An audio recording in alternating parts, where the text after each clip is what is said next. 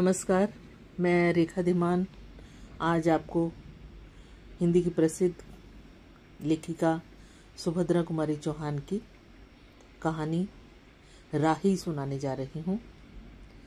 बहुत ही अच्छी कहानी है और एकदम दिल को हिला देने वाली है। ध्यान से सुनना और इसके साथ भावनाओं से जुड़ना।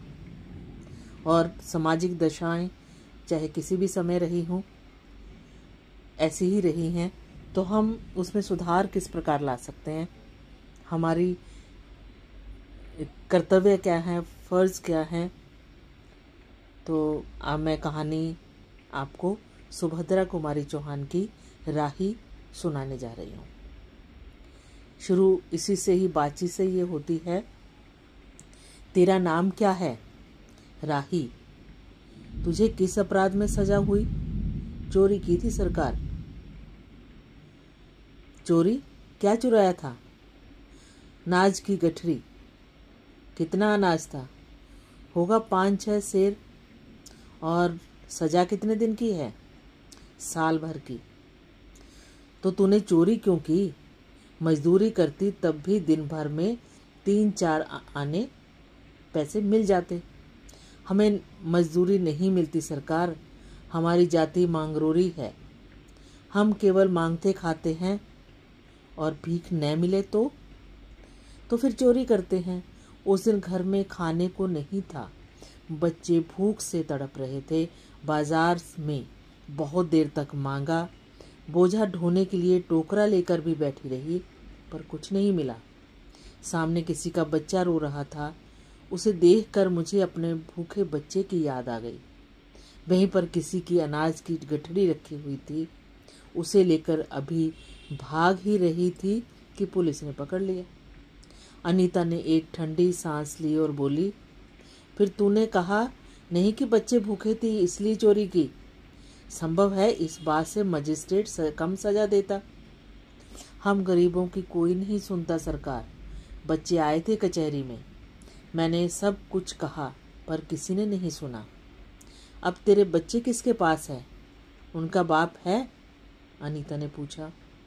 राही की आंखों में आंसू आ गए। वह बोली, उनका बाप मर गया सरकार। जेल में उसे मारा था और वहीं अस्पताल में वह मर गया। अब बच्चों का कोई नहीं है। तो तेरे बच्चों का बाप भी जेल में ही मरा? वह क्यों जेल आया था? अनीता ने प्रश्न किया। उसे तो बिना कसूर के ही पकड़ लिया था सरकार, राही ने कहा। ताड़ी पीने को गया था, 2-4 दोस्त उसके साथ थे। मेरे घर वाले का एक वक्त पुलिस वाले के साथ झगड़ा हो गया था, उसी का उसने बदला लिया। 109 में उसका चालान करके साल भर की सजा दी, वहीं पर वह मर गया। अनीता ने एक दीर्घ निश्वास के साथ कहा, अच्छा जा अपना काम कर। राही चली गई। अनीता सत्याग्रह करके जेल में आई थी। पहले उसे B क्लास दिया गया था, फिर उसके घर वालों ने लिखा पढ़ी करके उसे A क्लास में दिलवा दिया। अनीता के सामने आज एक प्रश्न था। वह सोच रही थी, देश की दरिद्रता और इन निरीह गरीबों के कष्टों को दूर करने का कोई उपाय नहीं है। हम सभी परमात्मा के संतान हैं, एक ही देश के निवासी। कम से कम हम सबको खाने पहने का समान अधिकार तो है ही। फिर यह क्या बात है कि कुछ लोग तो बड़े आराम करते हैं और कुछ लोग पेट के अन्न के लिए भी चोरी करते हैं। उसके बाद विचारक के और दूरदृष्टता के कारण, सरकारी वकील के चातुर्यपूर्ण जिरह के कारण छोटे छोटे बच्चों की माताएं जेल भेज दी जाती हैं। उनके भूखे बच्चे मरने के लिए छोड़ दिए जाते हैं। एक और तो यह कैदी हैं जो जेल आकर सचमुच जीवन के कष्ट उठाती हैं, और दूसरी ओर हम लोग जो अपनी देशभक्ति और त्याग का ढिंढोरा पीटते हुए जेल आते हैं।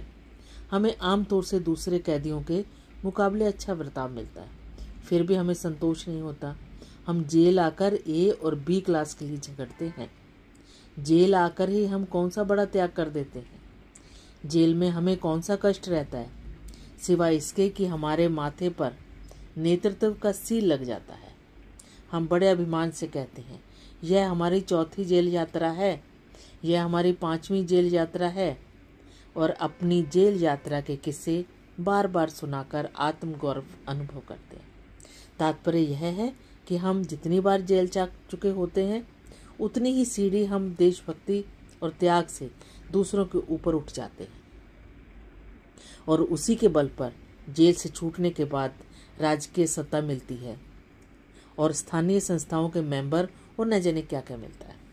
अनीता सोच रही थी, कल तक तो खद्दर भी नहीं पहनते थे और बात बात पर दूसरों का मजाक उड़ाते थे। अब खद्दर पहनने लगे, यहाँ तक कि जेल में भी दिखाई देने पड़ने लगे। वास्तव में यह देशभक्ति है या सत्ता भक्ति? अनीता के विचारों का तांता लगा हुआ था। वह दार्शनिक सी हो गई थी। उसे अनुभव हुआ जैसे कोई भीतर ही भीतर उसे काट रहा हो। अनीता की विचार वाली अनीता को ही खाई जा रही थी। उसे बार बार यह लग रहा था कि उसकी देशभक्ति सच्ची देशभक्ति नहीं बल्कि मजाक है। अनीता की आत्मा बोल उठी, वास्तव में सच्ची भक्ति तो इन गरीबों के कष्ट निवारण में है। ये कोई दूसरे नहीं हैं, हमारी ही भारत माता की संतानें हैं। इन हजारों लाखों भूखे नंगे भाई बहनों की यदि हम कोई सेवा कर सकें तो सचमुच अपने देश की सेवा की। हमारा वास्तविक जीवन तो देहातों में ही है। किसानों की दुर्दशा से हम थोड़े ही अपरिचित हैं, पर इन गरीबों के पास न घर है न द्वार। अशिक्षा और अज्ञानता का इतना पर्दा इनकी आंखों पर है कि होश संभालते ही माता पुत्री को और सास बहू को चोरी की शिक्षा देती हैं और उनका यह विश्वास है कि चोरी करना और भीख मांगना ही उनका काम है। इससे अच्छा जीवन बिताने की वह कल्पना ही नहीं कर सकते। आज यहाँ डेरा डालें तो कल कहीं और चोरी की, बचे तो बचे, नहीं तो फिर 2 साल के लिए जेल। क्या मानव जीवन का यही लक्ष्य है? लक्ष्य है भी अथवा नहीं? यदि नहीं है तो विचारादर्श की उच्च स्तर पर टिके हुए हमारे जन नायकों और युग पुरुषों की हमें क्या आवश्यकता? इतिहास, धर्म, दर्शन, ज्ञान, विज्ञान का कोई अर्थ नहीं होता, पर जीवन का लक्ष्य है, अवश्य है। संसार की मृग मरीचिका में हम लक्ष्य को भूल जाते हैं और सतह के ऊपर तक पहुंच पाने वाली कुछ एक महान आत्माओं को छोड़कर सारा जन समुदाय संसार में अपने को खोया हुआ पाता है। सत्य असत्य की समझ नहीं, अन्यथा मानवता से बढ़कर कौन सा बड़ा मानव धर्म है? पतित मानवता को जीवन दान देने की अपेक्षा भी कोई महत्तर पुण्य है? राही जैसी भोली भाली किंतु गुमराह आत्माओं के कल्याण की साधना होनी चाहिए। सत्याग्रही की यही प्रथम प्रतिज्ञा क्यों ना हो? देशभक्ति का यही मापदंड क्यों ना बने? अनीता दिन भर इन्हीं विचारों में डूबी रही।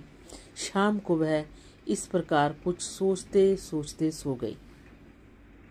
रात में उसने सपना देखा कि जेल से छूटकर वह इन्हीं मांगरोरी लोगों के गांव में पहुंच गई है। वहां उसने एक छोटा सा आश्रम खोल दिया है। उसी आश्रम में एक तरफ छोटे छोटे बच्चे पढ़ते हैं और स्त्रियां सूत काटती हैं, दूसरी तरफ मर्द कपड़ा बुनते हैं और रुई धुनते हैं।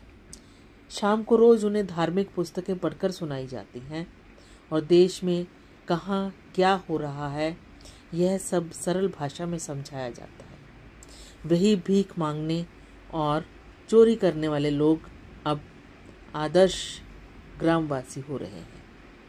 रहने के लिए उन्होंने छोटे छोटे अपने घर बना लिए हैं। राही के अनाथ बच्चों को अनीता अपने साथ रखने लगी है। अनीता यही सुख स्वप्न देख रही थी। रात में वह देर से सोई थी। सुबह 7 बजे तक उसकी नींद नहीं खुली। अचानक एक स्त्री जेलर ने उसे आकर जगा दिया और बोली, आपका घर जाने का समय आ गया है, आप घर जाने को तैयार हो जाइए। आपके पिता बीमार हैं, आप बिना शर्त छोड़ी जा रही हैं। अनीता अपने स्वप्न को सच्चाई में परिवर्तित करने की एक मधुर कल्पना लेकर घर चली गई। और ये इस कहानी का अंत है, पर देखा जाए तो अनीता ने अपने जीवन की एक नई शुरुआत की है। इस कहानी से हमने क्या सीखा, ये आप मुझे इस कमेंट बॉक्स में लिखकर अवश्य बताना। और आप ऐसी और भी कहानियाँ सुनना चाहते हैं तो मेरे इस चैनल के कमेंट बॉक्स में ज़रूर लिखना। जल्दी ही मैं एक नई कहानी के साथ आपके सामने फिर प्रस्तुत होंगी। तब तक के लिए धन्यवाद।